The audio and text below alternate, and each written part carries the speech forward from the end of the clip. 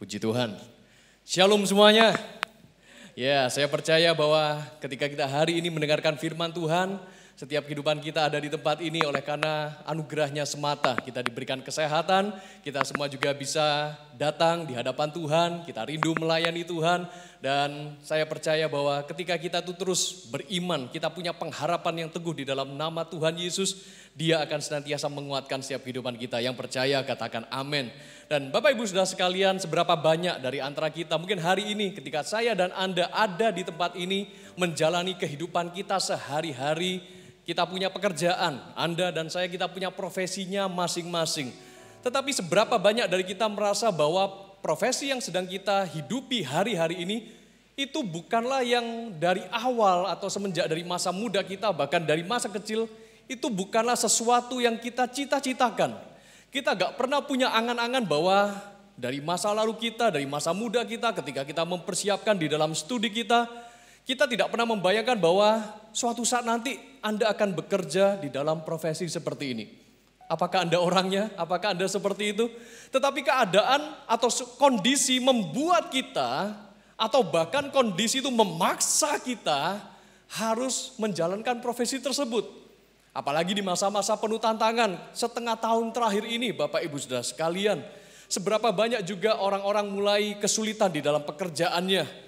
Beberapa orang mulai kehilangan pekerjaan, mulai kekurangan di dalam penghasilan atau pendapatan, hingga harus banting setir dari yang biasanya kerja kantoran, karena akhirnya secara penghasilan dipotong atau bahkan ada yang diberhentikan sama sekali, harus cari pekerjaan yang baru. Dari yang biasanya mungkin bekerja secara konvensional, gak mengenal sistem secara online, akhirnya harus melakukan pekerjaan secara online, banting setir dan ganti profesi, ganti pekerjaan. Mungkin hal-hal seperti itu yang membuat kita, waduh di dalam setiap musim kehidupan yang seperti ini yang kita lewati bersama, gak kepikiran pastor untuk saya melakukan pekerjaan seperti ini. Ada yang berhasil, puji Tuhan. Ada yang sedang terus mengusahakannya sampai Anda terus berjuang, paling tidak bisa mencukupi kebutuhan hidup, puji Tuhan. Anda terus melakukan yang terbaik. Dan hari ini Bapak Ibu Saudara sekalian, kita mau belajar bahwa ada suatu kisah di dalam Alkitab, dan kita mau belajar bersama-sama bagaimana kita ini performing your best in every season. Untuk kita menampilkan atau menyajikan kehidupan kita yang terbaik di dalam setiap musim kehidupan. Dari masa-masa yang telah lalu, kita sudah melewati berbagai musim kehidupan, tetapi apakah kita sudah mempersembahkan yang terbaik, menyajikan atau menampilkan yang terbaik dari setiap kehidupan kita? Mari kita belajar bersama-sama. Dari tokoh di Perjanjian Lama namanya Daniel. Mungkin familiar sekali bagi Anda semua yang suka membaca dan merenungkan firman Tuhan. Siapakah Daniel? Dia seorang anak muda yang luar biasa, keturunan bangsawan. Dia bekerja, dia melayani di kerajaan Yehuda. Tetapi oleh karena satu dan lain hal, akhirnya Yehuda dikepung oleh Babel. Dan Daniel harus dideportasi ke Babel. Setelah itu barulah Yerusalem jatuh. Dan kemudian Daniel ketika dibawa ke Babel bersama dengan 3 rekannya yang lain, harus dididik terlebih dahulu selama 3 tahun. Dilatih, diajarin bahasa dan tulisan orang Kasdim, dan kemudian harus bekerja kepada Raja Nebukadnezar pada waktu itu. Saudara-saudara, musim demi musim berganti, pemerintahan juga silih berganti, tapi yang luar biasa bahwa Daniel ini memiliki jabatan penting di kerajaan Babel dalam kurun waktu 60 tahun. Wow, bayangin. Pemerintahannya di kerajaan Babel, rajanya berganti-ganti, silih berganti, ganti-ganti pemimpin. Tetapi apa yang membuat Daniel tetap bertahan? Dan dia terus menampilkan yang begitu excellent. Dia menampilkan yang terbaik dalam kehidupannya di dalam setiap musim kehidupan pemerintahan yang ada di Babel. Kalau Anda baca saudara, perhatikan di sini misalkan di dalam Daniel pasal 2 ayat 48. Ya, waktu itu Daniel sudah menafsirkan mimpinya Nebukadnezar sehingga akhirnya dia dipromosikan menjadi orang yang memiliki jabatan tinggi, jabatan yang begitu penting. Demikian firman Tuhan, lalu raja memuliakan Daniel, dianugerahinya lah dengan banyak pemberian yang besar dan dibuatnya dia menjadi penguasa atas seluruh wilayah Babel dan menjadi kepala semua orang bijaksana di Babel. Itu di zamannya Nebukadnezar. Daniel menjadi penguasa atas seluruh wilayah Babel dan menjadi kepala semua orang bijaksana di Babel di bawah pemerintahan Nebukadnezar. Kemudian setelah itu Nebukadnezar juga berganti, saudara-saudara. Dalam Daniel 5 ayat 29. Demikian firman Tuhan, lalu atas titah Belsyazar, rajanya udah ganti nih, Belsyazar namanya, dikenakanlah kepada Daniel pakaian dari kain ungu, dan pada lehernya dikalungkan rantai emas, dan dimaklumkanlah tentang dia, bahwa di dalam kerajaan ia akan mempunyai kekuasaan sebagai orang ketiga. Daniel menjadi orang yang begitu penting dalam kerajaan Babel, tapi kalau kita lihat dari runut sejarahnya, kok Daniel cuma jadi orang ketiga sih? Kenapa gak langsung aja dia jadi orang jabatan nomor 2 setelah Raja Belsyazar? Nah saudara, ada ceritanya. Mungkin ada beberapa histori yang rada gak ketulis di dalam kitab Daniel ini. Oke, saya akan jelaskan buat Anda ketika di sini Daniel memegang kekuasaan sebagai orang ketiga di kerajaan Babel di bawah pemerintahan Belsyazar. Setelah zamannya pemerintahan Raja Babel Nebukadnezar yang menyerbu Yehuda, kemudian melakukan pembuangan orang-orang Yehuda ke Babel, Nebukadnezar digantikan oleh anaknya yang namanya Ewil-Merodah. Oke. Dan kemudian setelah itu Ewil-Merodah dibunuh oleh adik iparnya sendiri yang namanya Nergal-Sareser. Oke. Dan Nergal-Sareser ini hanya memerintah selama 3 sampai 4 tahun lah kurang lebih. Dan akhirnya dia pun mati, digantikan oleh anaknya yang namanya Labasi-Marduk, ya. Tapi Labasi-Marduk ini hanya memerintah di Babel beberapa bulan, gak sampai hitungan tahun, gak sampai 1 tahun juga. Dan kemudian akhirnya digantikan oleh yang namanya Nabonidus. Ya, Nabonidus naik tahta dan menyerahkan Babel kepada anaknya. Nah, anak dari Nabonidus ini namanya adalah Belsyazar. Oke, itu saudara-saudara.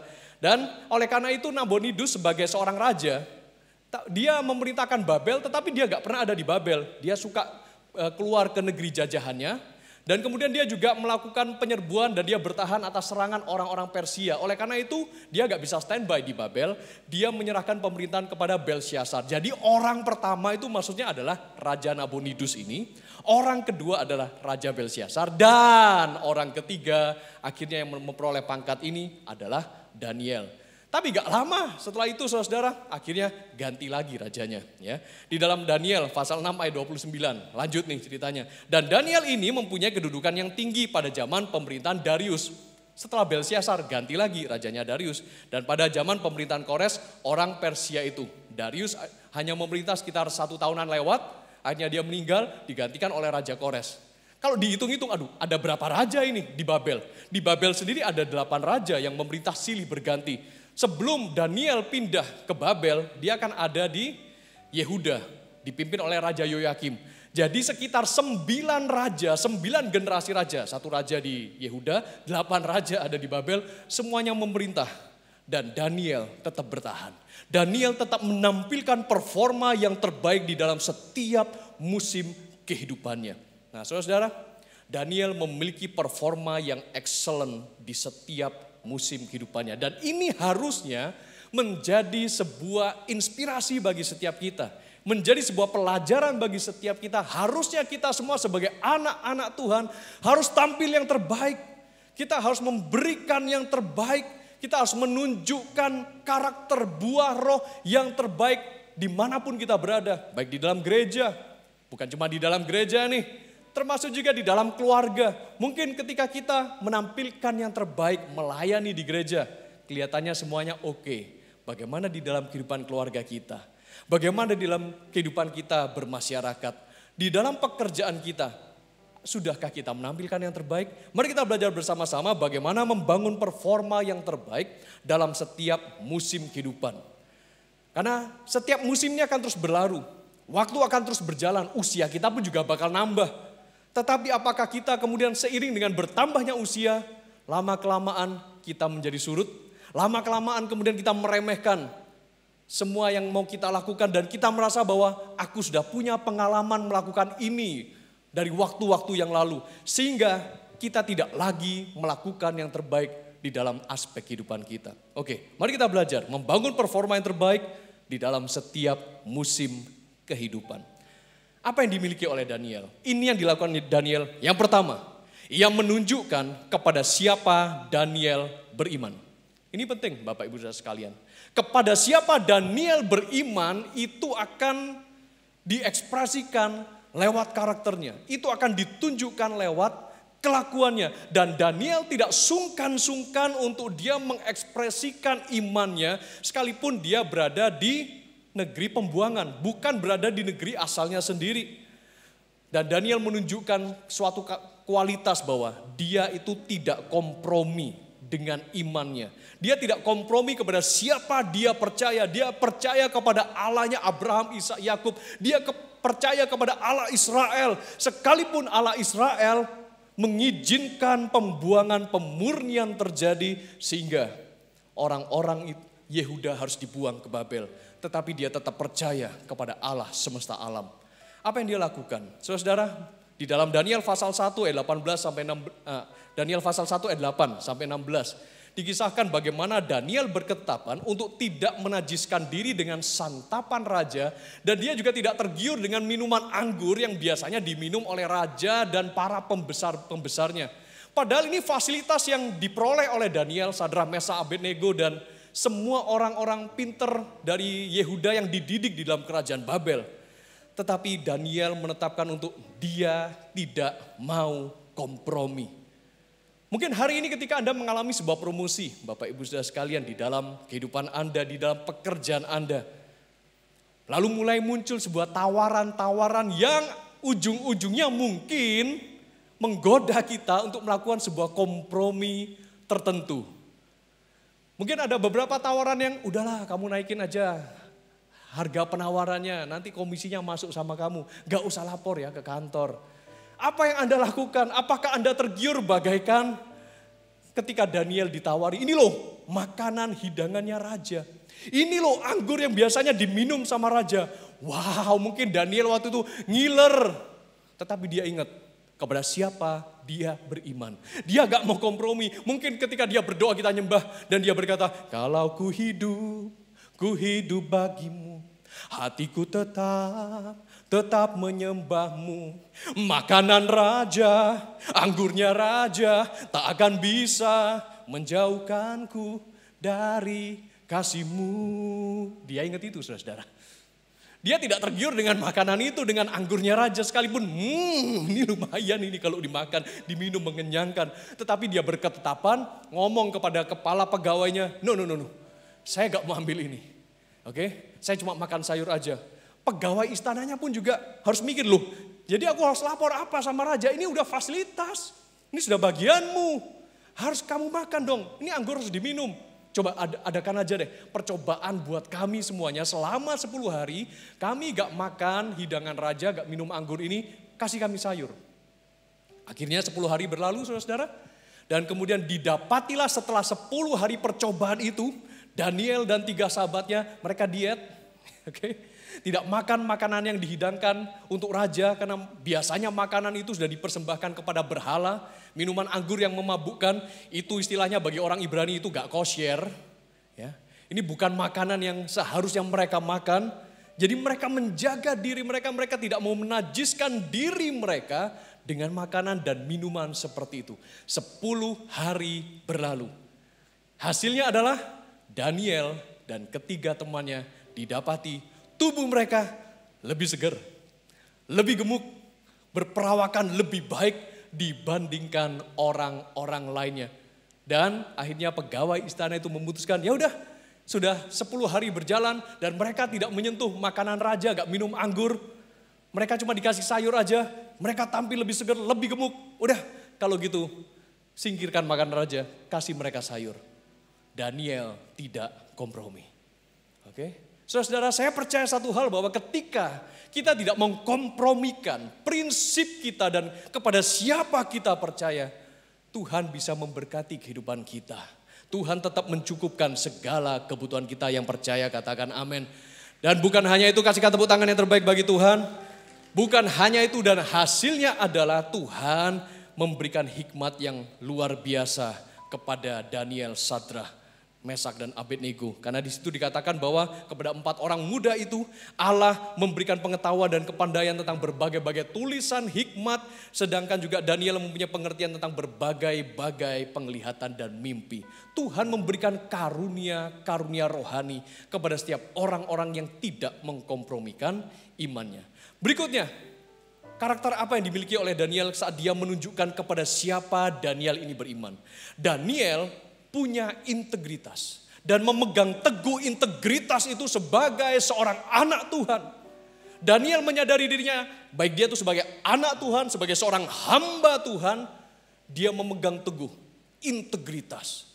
Dia memegang teguh kejujuran. Dia benar-benar memegang teguh. Dia tahu benar karakter hidupnya harusnya tidak bercacat, tidak bercela. Dia menjaga dirinya jangan sampai dia ada track record pernah korupsi, pernah mencuri, pernah berzina. Dia tidak mau lakukan hal seperti itu. Dia menjaga baik-baik kehidupannya. Di dalam urusan pemerintahan, dia juga jaga baik setiap laporan pemerintahan yang ada. Kondisi keuangan pribadinya dia, kondisi keuangan di dalam urusan kerajaan, kondisi keuangan di dalam pelayanan. Segala hal dia benar-benar jagai. Jangan sampai didapati dia menjadi seorang yang bercela. Termasuk urusan pajak mungkin. Dia benar-benar laporkan. Tidak ada sesuatu pun yang ditutup-tutupi atau disembunyikan. Di dalam Daniel pasal 6 ayat yang kelima. Demikian firman Tuhan. Ini benar-benar track recordnya Daniel yang luar biasa, Bapak Ibu Saudara sekalian. Kemudian para pejabat tinggi dan wakil raja itu mencari alasan dakwaan terhadap Daniel. Karena pada waktu itu Daniel berusaha dilengsarkan. Orang berusaha mencari-cari kesalahannya dia dan gak didapatin, saudara. Mereka mencari alasan dakwaan terhadap Daniel dalam hal pemerintahan. Tetapi mereka tidak mendapat alasan apapun atau sesuatu kesalahan. Sebab ia setia dan tidak ada didapati sesuatu kelalaian atau sesuatu kesalahan padanya. Wow. Dia punya jabatan tinggi, dia punya pengaruh yang begitu luas. Oke. Dia bisa saja menggelapkan keuangan, dia bisa saja melakukan sesuatu yang bercela tanpa diketahui semua orang. Dia bisa saja menyembunyikan dosanya, dia bisa saja punya istri simpanan misalkan. Dan kemudian untuk itu dia bisa bayar sejumlah uang untuk orang lain tutup mulut. Atau bila perlu, orang yang berusaha membocorkan rahasianya, penggal, bunuh misalkan begitu. Tetapi Daniel memutuskan dia menjaga hidupnya, menjaga dirinya, mengelola keuangannya, mengatur keluarganya dengan gaya hidup yang tidak bercela. Dia punya integritas. Dan dia transparan, dia belak-belakan, dia terbuka. Apabila ada orang yang mau menyelidiki keuangan saya, silakan. Apabila ada orang yang ingin cek mengenai urusan pemerintahan saya, silakan. Ada orang yang kepingin tahu tentang hidup saya, silakan. Tidak seorang pun mendapati Daniel pribadi yang bercacat celah. Saudara-saudara, di dalam kehidupan ini, apalagi sekarang, kita semuanya terkoneksi secara online. Lewat media sosial dan sebagainya. Track record kita mungkin bukan track record hanya di dalam kehidupan nyata seperti ini. Tetapi track record kita juga bisa ditelusuri bahkan secara online. Entah itu lewat media sosial, lewat situs-situs yang Anda kunjungi. Bagaimana dengan track record Anda, bagaimana dengan histori Anda? Apa yang sudah Anda lakukan? Bahkan penipuan, penggelapan sekalipun bisa terjadi juga secara online. Dan mari kita sama-sama jagai, miliki integritas. Kita jujur dengan diri sendiri, kita jujur dengan keluarga kita jujur dalam urusan keuangan. Ketika di dalam urusan transaksi mungkin, kita dengan rekan bisnis kita juga dengan urusan perpajakan apalagi Bapak Ibu Saudara. Bisakah kita menjaga transparansi diri kita dengan orang lain, dengan negara, dengan keluarga kita. Dan yang terpenting di hadapan Tuhan.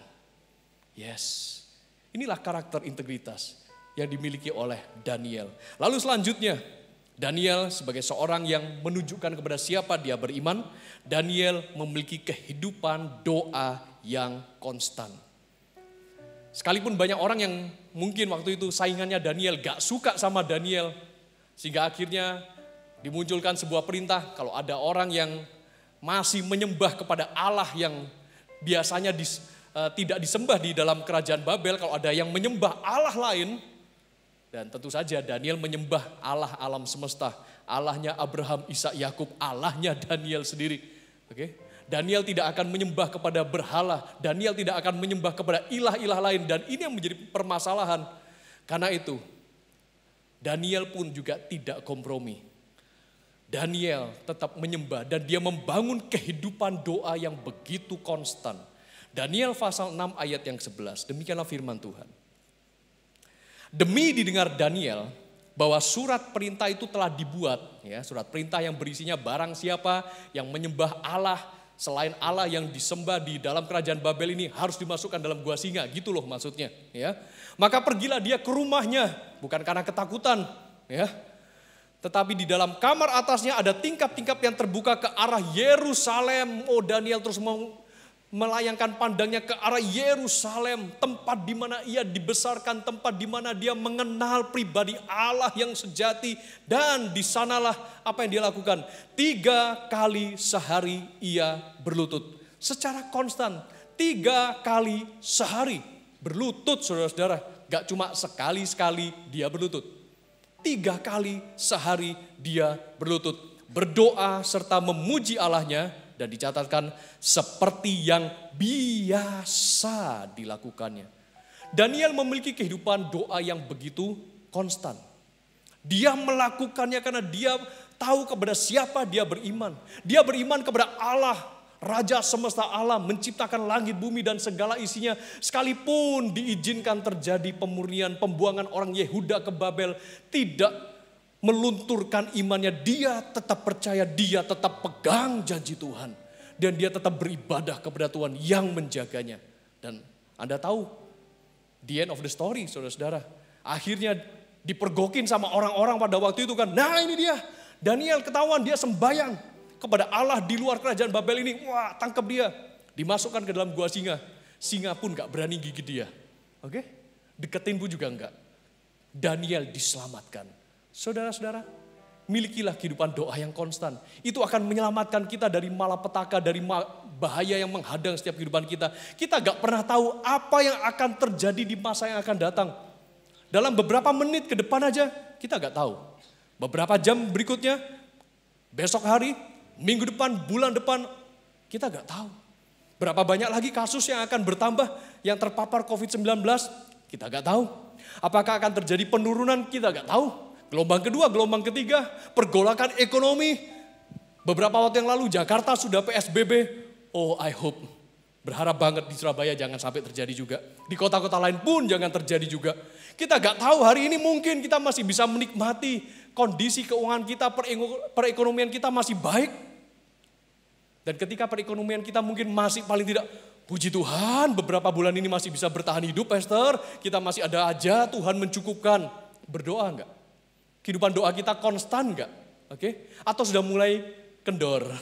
Sudah mulai, aduh puji Tuhan, Mas sudah bisa nafas lega nih, ada penghasilan, ada pemasukan lagi, lupa berdoa. Padahal sebelumnya ketika pertama kali mungkin beberapa bulan yang lalu PSBB diterapkan, wah berdoa, berseru cari wajah Tuhan, Tuhan tolong Tuhan, jualanku gak laku, Tuhan tolong Tuhan, pelangganku berkurang Tuhan. Oke? Sekarang mungkin kondisi udah lebih baik. Halo saudara-saudara. Apakah Anda masih tetap konstan berdoa?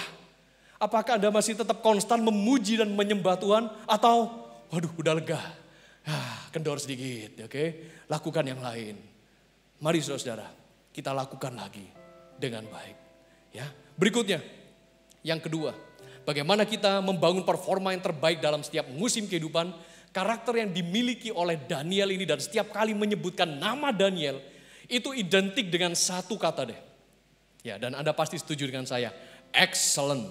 Oke, katakan sama-sama dengan saya, excellent. Bagaimana Daniel menjadi excellent? Bukan tiba-tiba plung begitu aja, tiba-tiba dia langsung excellent, saudara. Bahkan, wahai para ibu, mungkin Anda saat ini sedang mengandung ya seorang anak pria. Lalu Anda sudah, wah cocok nih dengerin khotbah. Ntar begitu lahir, saya kasih nama dia Daniel. Dia gak tiba-tiba begitu lahir, langsung karena namanya Daniel, langsung tiba-tiba dia excellent. Gak gitu. Ya. Perlu dididik dulu dong. Perlu diajarin dulu dengan benar. Kalau Daniel tidak dididik dengan baik, Daniel juga tidak dibesarkan dengan baik dalam takut akan Tuhan, dia gak bakal jadi excellent. Daniel ada di Yehuda pada waktu itu di Yerusalem, di pemerintahan Raja Yoyakim. Ya, sebelumnya dia juga terinspirasi oleh raja-raja Yosia dan juga Nabi Yeremia. Orang-orang yang takut akan Tuhan, hamba-hamba Tuhan yang mendidik dia di dalam kebenaran. Oleh karena itu menjadikan dia orang yang selalu ingin melakukan yang terbaik, melakukan yang excellent di dalam kehidupannya. Ya. Daniel adalah orang yang terus belajar dan dia mengasah kemampuan yang sudah dia miliki. Perhatikan di sini Daniel pasal 1 ayat 17 sampai 20 ya. Kepada keempat orang muda itu memang Allah memberikan pengetahuan dan kepandaian. Tetapi kalau Daniel hanya mengandalkan Tuhan sudah memberikan aku pengetahuan dan kepandaian, lalu dia gak belajar. Dia gak bakal excellent, dia gak bakal pinter-pinter saudara. Ini dia. Kadang-kadang ada orang tertentu yang terjebak bahwa banyak yang memuji dia, kamu pinter ya, kamu hebat. Gara-gara dipuji seperti itu, jadi dia malas belajar. Jadinya dia tidak mengasah kemampuannya. Makin pinter gak dia? Enggak saudara, makin ceroboh iya. Oke. Di masa saya sekolah, di masa SMA, ya, saya punya kenalan seorang teman yang menurut saya otaknya itu encer banget. Oke. Saya sekolah sama dia heran nih, kayak jodoh aja, ya, sesama pria sih, bukan jodoh apa gitu ya. Temenan itu dari masa TK, SD, SMP, SMA, barengan terus di sekolah yang sama. Ya, sekalipun akhirnya di waktu SMA kelasnya pisah. Tetapi saya acungin jempol saya kenal dia dari TK, SD, SMP, SMA. Dia berprestasi terus, jalur prestasi terus, pinter banget dia anak. Ya, saya tanya sama dia, rahasia kamu pinter tuh apa? Ya, saya tinggal baca buku, pelajaran gini, dia sistem SKS namanya. Oke, tahu SKS? Sistem kebut semalam kalau ada ujian. Saya cuma, wow gitu nilaimu kok begitu bagus. Ya karena dia pokoknya, dia baca buku pelajaran sehari sebelum ujian, dia cuma dipantengin sebentar, udah 5 menit selesai, besok ujian 100. Saya aja seminggu sebelumnya, 3 hari sebelumnya, dan H-1 saya bolak-balik baca buku berjam-jam, saya belajarin, saya ngafalin. Lihat cara belajarnya dia, wah gua gak sanggup deh. Dia pinternya minta ampun, ya. Tetapi dia lalai, karena dia menganggap bahwa kan otakku encer, kan aku pinter, ya. Akhirnya dia, ya segitu-segitu aja yang dia bisa, saudara. Kemudian masuk di dalam realita kehidupan, karena dia merasa aku kan orang pinter, oke. Tetapi dia tidak mengasah kemampuannya, tidak mengasah kepandaiannya, dan berhenti hanya sampai segitu-segitu aja. Tetapi saya belajar dari Daniel ini. Diberikan hikmat, kepandaian, dan kemampuan. Daniel juga merasa bahwa saya tetap perlu belajar. Saya tetap perlu mengasah kemampuan saya. Dan di ayat yang ke-19, diajak ngomong nih sama raja. Raja bercakap-cakap dengan mereka dan di antara mereka sekalian itu tidak didapati yang setara dengan Daniel, Hananya, Misael, dan Azaria. Maka bekerjalah mereka itu pada raja dan tiap-tiap hal yang memerlukan kebijaksanaan dan pengertian yang ditanyakan raja kepada mereka, ini dia. Karena Daniel orang yang excellent, orang yang pinter, penuh dengan hikmat, pengetahuan, dan dia suka mengasah kemampuannya, suka belajar, yang didapati mereka 10 kali lebih cerdas, 10 kali lebih pinter dibandingkan semua orang berilmu dan semua ahli jampi di seluruh kerajaannya. Oke? Dan dicatatkan juga di dalam Alkitab, Daniel pasal 6 ayat yang keempat. Di sini dituliskan bahwa maka Daniel ini melebihi para pejabat tinggi dan para wakil raja itu. Karena ia mempunyai roh yang luar biasa. Dan raja bermaksud untuk menempatkannya atas seluruh kerajaannya. Roh yang luar biasa. Kenapa kok sampai Daniel punya roh yang luar biasa kayak begini? Dia memang sudah diberikan bakat, hikmat, kemampuan, kepandaian, ilmu, kecerdasan, tetapi dia gak lupa untuk mengasahnya. Saudara, ada pepatah juga mengatakan practice makes perfect. Oke. Jangan Anda merasa bahwa aku kan sudah pinter, sudah bawaannya sejak lahir gitu ya. Lalu Anda gak mau belajar. Aku kan sudah bisa lakukan ini, sudah bawaan itu dari turunan keluarga, turun-temurun, aku bisa begini. Come on saudara. Kalau Anda gak belajar lagi, Anda tidak mengembangkan kemampuan Anda cuma bisanya itu saja. Asah kemampuan Anda. Apa yang bisa Anda lakukan mungkin masa-masa seperti ini? Kita masih dalam masa-masa menjalankan protokol kesehatan, physical distancing. Harus kebanyakan di rumah, mengurangi jam keluar rumah, mengurangi hari-hari kerja kita di kantor. Mungkin kebanyakan kita di rumah. Apa yang bisa kita lakukan? Ini kesempatan kita Bapak Ibu Saudara. Kalau kita bisa melihat sebuah peluang, ini waktunya kita semakin menajamkan diri kita. Semakin kita mengisi diri kita dengan pengetahuan, belajar hal-hal yang baru. Saya mengenal sekali dari beberapa ibu-ibu ya, biasanya urusannya di luar rumah ya, dan akhirnya karena masa-masa seperti ini anak-anak harus sekolah di rumah. Ya, profesi semua ibu-ibu, para mama-mama berubah menjadi wali kelas online. Selamat. Anda belajar sesuatu yang baru. Bahkan dari beberapa mama-mama yang gak mengerti gimana nih cara nyetelnya nih. Laptop, ya, handphone, kemudian harus video conference, harus ngerjain tugas secara online, pakai Google Classroom dan sebagainya, harus submit tugasnya anaknya. Saudara, anak-anak mungkin gak langsung ngerti, pasti dia tanya, "Mah, gimana caranya?" Selamat para mama. Anda harus belajar sesuatu yang baru, jangan, "Aduh, gue juga gak bisa nih nak." Lah anak Anda gak pinter-pinter nanti. Ya. Anak Anda juga meniru orang tuanya. Kita sebagai orang tua, ini bukan cuma para mama nih, papa dan mama biasanya. Harus sama-sama belajar beradaptasi dengan teknologi yang ada. Kita belajar dan mengasah kemampuan kita. Once again, practice makes perfect. Ya. Dan mari kita membangun performa yang terbaik dalam setiap musim kehidupan kita. Yang Daniel lakukan, yang ketiga, ini yang harus kita punya. Sikap hati melayani. Sama yang seperti kita bahas dalam bulan-bulan ini, growth in ministry. Pelayanan kita juga harus kita kembangkan saudara. Dengan punya sikap hati melayani. Daniel punya kepedulian secara khusus terhadap bangsanya dan bukan cuma untuk bangsanya.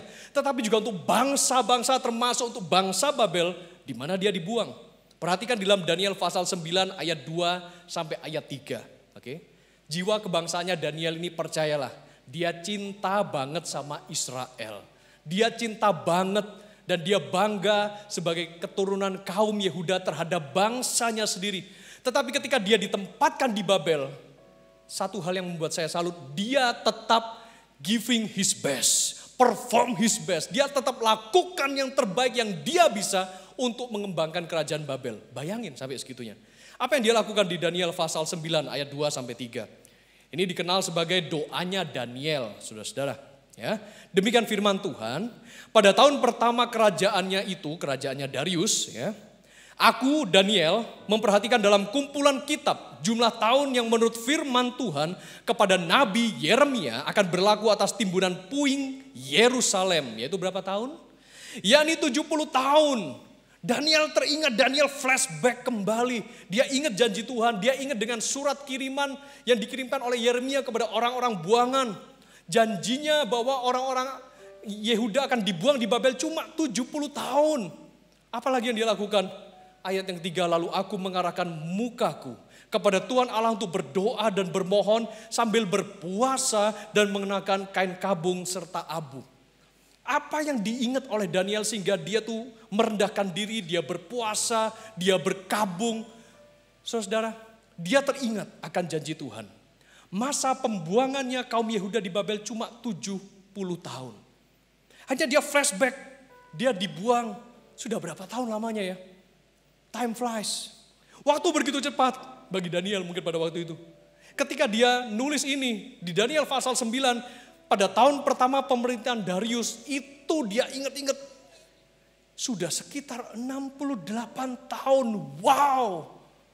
2 tahun ke depan ini sudah genapnya Tuhan 70 tahun. Oh, dia nangis dan dia masih nginget Yerusalem. I want to go home sebetulnya. Aku pengen pulang, aku kepengen balik ke Yerusalem, ke tanah Yehuda. Seberapa banyak dari antara Anda? Tuhan sampai kapan ini di masa pembuangan pandemi COVID-19 ini? Oke. Sampai kapan Tuhan? Ya saya gak tahu. Daniel waktu ngitung-ngitung yang ini dia kan menghitung penggenapan janji Tuhan lewat Yeremia 70 tahun. Dan tinggal 2 tahun lagi buat dia. Dan dia sudah gak sabar rasanya, hatinya sudah kembali pulang ke Yerusalem. Tetapi andai kata Daniel pulang ke Yerusalem pada waktu itu, Yerusalem never be the same again. Kota Yerusalem hanya berupa puing-puing runtuh-runtuhan saja. Demikian juga saudara, andai kata pandemi COVID-19 ini pun berlalu, apakah semuanya akan back to normal again? Like pandemi never before? Gak pernah datang pandemi di dunia ini. Gak akan normal lagi saudara. Mungkin yang kita bangun sekitar 1 tahun yang lalu, setengah tahun yang lalu, sudah jadi puing-puing, sudah jadi runtuhan, sudah ya beberapa kerugian, beberapa aset saya yang hangus, semua hal-hal yang saya kerjakan sudah berantakan. Ketika kembali lagi, harus dimulai lagi, dibangun dari awal. Tetapi Daniel tetap punya suatu ketetapan hati. Aku mencintai bangsaku. Aku mencintai tanah Yehuda. Aku tahu 2 tahun ke depan ini udah genep 70 tahun. Tetapi posisiku masih di sini di Babel. Dan selama aku masih di Babel, di bawah pemerintahan Darius, aku akan tetap performing my best in every season. Di dalam setiap musim kehidupannya, dia tetap punya posisi yang tinggi, jabatan tinggi di wilayah kerajaan Babel. Bukan karena dia sudah keenaan di situ. Tetapi dia ingat dengan suratnya Yeremia, di Yeremia 29 ayat 7 mengatakan bahwa usahakanlah kesejahteraan kota di mana kamu aku buang. Sebab sejahtera kota adalah sejahteramu juga. Itu yang juga membuat Daniel terus melakukan yang terbaik untuk mensejahterakan Babel. Dia tetap cinta bangsanya, tetapi dia juga cinta dengan bangsa-bangsa seperti Tuhan pun mencintai bangsa-bangsa. Ketika Daniel ditempatkan di Babel, dia pun lakukan yang terbaik. Mari saudara, kita petik pelajaran ini ya dari Daniel ya. Kita sudah belajar bersama-sama untuk membangun performa yang terbaik di dalam setiap musim kehidupan. Yang pertama tadi, mari kita ekspresikan iman kita kepada Tuhan. Ini kita perlukan hari-hari ini. Tunjukkan kepada siapa Anda beriman, saudara. Kepada teman-teman Anda, kepada rekanan Anda, kepada mungkin mereka orang di luar sana yang kolega Anda, rekan bisnis Anda. Mungkin mereka tidak seiman dengan Anda, tetapi akan lebih baik dimanapun Anda berada. Tunjukkan bahwa Anda adalah seorang yang beriman kepada Tuhan Yesus Kristus. Mungkin sesekali waktu Anda harus bersama-sama makan dengan mereka. Anda jalan dengan mereka, tunjukkan bahwa Anda adalah seorang yang saleh, Anda adalah seorang yang selaras antara ibadah dan kelakuannya. Ketika katakanlah jamuan makan, dimanapun Anda berada, sebagai seorang Kristen, berdoa dulu enggak? Ya, Anda bisa ngomong sama rekanan Anda sekalipun mereka gak seiman. Sebentar ya, sebelum nikmati hidangan ini, saya akan berdoa terlebih dahulu. Tunjukkan iman Anda. Tunjukkan bahwa Anda adalah seorang beriman. Selain ditunjukkan dengan sikap doa Anda, tunjukkan lewat karakter Anda. Tunjukkan lewat perilaku Anda. Yang kedua, excellent. Dan berikutnya, punya sikap hati yang melayani. Selama Daniel di Babel, dia punya sikap hati melayani di kerajaan Babel itu. Karena dia sungguh-sungguh berpegang teguh pada firman Tuhan. Daniel membangun performa yang terbaik dalam setiap musim kehidupannya. Dengan dia menunjukkan imannya, berperilaku excellent, dan tetap punya sikap untuk terus melayani. Dia melayani di Babel dengan segenap hatinya, sekalipun dia tahu bahwa Babel ini sudah menjajah negerinya. Tetapi dia tetap performing his best. Karena itu saudara, di dalam setiap area kehidupan Anda hari-hari ini, senggol sebelah kiri kanannya, oh jangan, masih physical distancing ya. Kasih tahu kiri kanannya, jangan kasih kendor. Oke, jangan kasih kendor. Ya, kita harus tetap lakukan yang terbaik di dalam musim kehidupan kita saat ini. Jangan kasih kendor di dalam kerjaan Anda. Di dalam Anda membangun kesetiaan dengan keluarga Anda. Jangan kasih kendor di dalam pelayanan Anda. Di dalam ibadah online Anda juga. Jangan kasih kendor. Di dalam pekerjaan Anda memberikan layanan terhadap customer Anda, saudara. Tetap jangan kasih kendor. Dalam pekerjaan kita juga harus lakukan semaksimal mungkin. Tunjukkan bahwa di masa-masa seperti ini sangat banyak dibutuhkan orang yang tidak kompromi dan punya integritas. Jangan kendor dengan integritas Anda. Jangan mudah kompromi dengan tawaran-tawaran menggiurkan yang gak jelas, saudara-saudara. Masa-masa seperti ini, mungkin masa-masa banyak orang depresi, banyak orang butuh penghidupan, banyak orang perlu uang. Jadinya mudah ketipu, saudara-saudara. Oke? Dan jangan sampai Anda juga termasuk orang yang ketipu.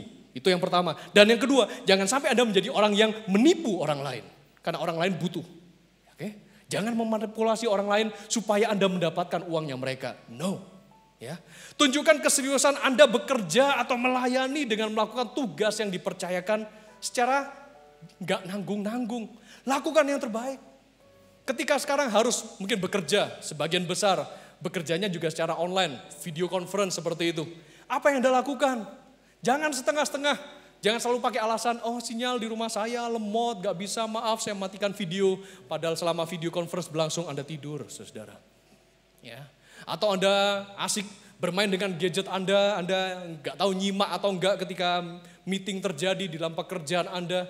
Saudara-saudara, mari kita tetap lakukan yang terbaik di dalam musim kehidupan kita saat ini.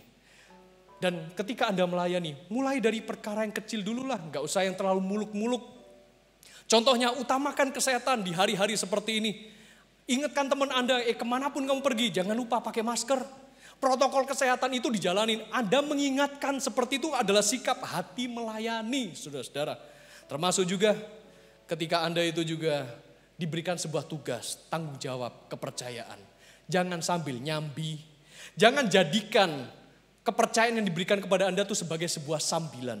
Ketika ibadah online, saya nggak tahu seberapa banyak mungkin dari antara Anda, ya sekarang banyak ya ibadah online, ya Zoom minar online gitu ya, connect group secara online di dalam doa online dan sebagainya.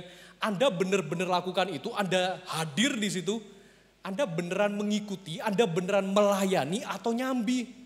Atau cuma sambilan, ya ternyata ya saya hadir, saya ikutan, saya join di video conference itu, saya ikut di Zoominar itu secara online. Tapi sambil masak, oke, sambil nyetir gitu ya, sambil makan gitu ya, gak jelas. Sementara ibadah yang diikutin, ya hanya sambilan. Come on saudara, apapun yang Anda lakukan, lakukan sungguh-sungguh, bukan hanya sekedar sambilan.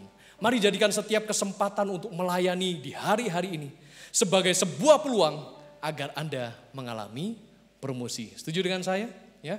Karena itu, mari saudara, untuk kita benar-benar berkenan di hadapan Tuhan. Lakukan performa yang terbaik dalam setiap aspek kehidupanmu, di dalam setiap musim kehidupanmu. Dan lakukanlah itu secara excellent, berperilakulah secara yang terbaik, layanilah di dalam setiap musim kehidupan ini dengan sikap hati yang sungguh-sungguh mengasihi Tuhan kita. Mari bersama-sama kita tundukkan kepala, kita berdoa. Haleluya. Terima kasih Bapa di sorga. Kami mengucap syukur kepadamu untuk kebenaran firman-Mu yang telah Kau tunjukkan bagi setiap kami. Kami rindu ya Tuhan agar firman-Mu itu yang mengubahkan setiap kehidupan kami. Dan mari bersama-sama kita sungguh-sungguh berharap hanya kepada Tuhan saja. Apapun yang sedang terjadi dalam kehidupanmu saat ini, dimanapun Anda berada Bapak Ibu Saudara sekalian, baik dalam ruangan ini maupun Anda yang menyaksikan secara online. Mungkin kalau hari-hari ini ada sebuah pergumulan yang sedang Anda hadapi, sebuah beban berat yang mengakibatkan Anda merasa, aduh Tuhan, aku penuh dengan kesulitan. Tuhan, aku perlu pertolongan-Mu.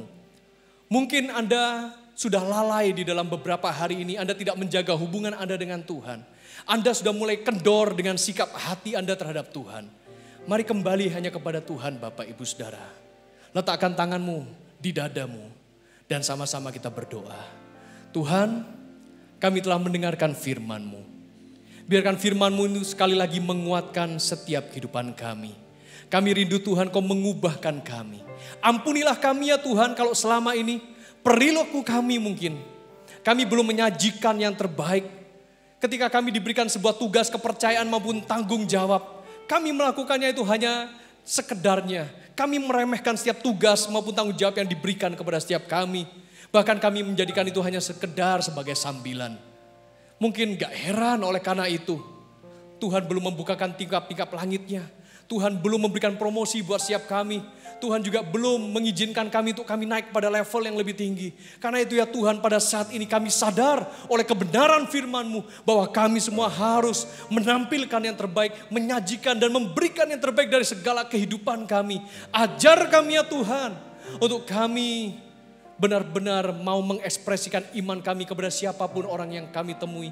Ajar kami berperilaku excellent dan berikan setiap kami sikap hati yang sungguh rindu untuk melayani dengan sungguh-sungguh. Melakukan segala tugas dan tanggung jawab kami tanpa kami melalaikannya.